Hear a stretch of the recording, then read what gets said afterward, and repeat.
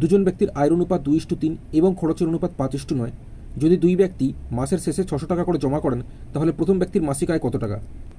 কোশ্চেনে বলেছি দুজন ব্যক্তির অর্থাৎ প্রথম ব্যক্তি ও দ্বিতীয় ব্যক্তির আয়ের অনুপাত 2:3 এবং খরচের অনুপাত 5:9।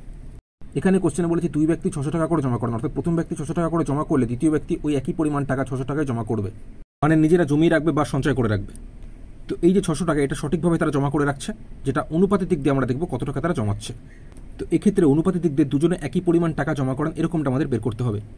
তো তার জন্য ওপরের গ্যাপ দিয়ে অনুপাতে ওপরের গ্যাপ দিয়ে নিচের দুটোকে গুণ, আর অনুপাতের নিচের গ্যাপ দিয়ে ওপরের দুটোকে গুণ। তো ওপরের গ্যাপ হচ্ছে এখানে 3 থেকে 2 বিয়োগ করলে 1 হয়, তো 1-এর সাথে 5ও গুণ করবো, 9 গুণ করবো। তো 1-এর সাথে 5 গুণ করলে 5ই হয়, 1-এর সাথে 9 গুণ করলে 9 হয়। তো নিচেরটা হয়ে গেল।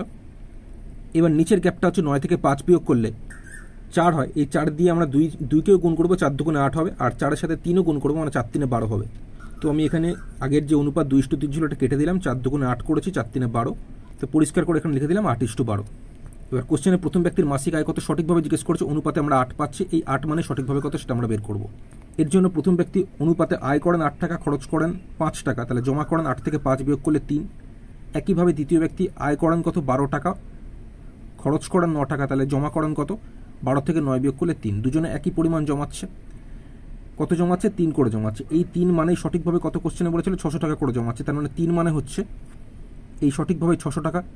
তাহলে 1 মানে কত, 3 দিয়ে যদি 600কে কাটি, এখানে 3-1-কে 3, 3 দিয়ে 600কে কাটলে 200, 1 সমান 200 টাকা। জিজ্ঞেস করেছে প্রথম ব্যক্তির মাসিক আয় কত। প্রথম ব্যক্তির মাসিক আয় অনুপাতে কত আছে 8, তার মানে 8 সমান কত, 1 সমান যদি 200 টাকা হয় তাহলে এই 8 সমান হয়ে যাবে 8-এর সাথে 200 গুণ করলে 1600 টাকা। তো আমরা তো এখানে 1 সমান 200 টাকা সঠিকভাবে জেনে গেছি।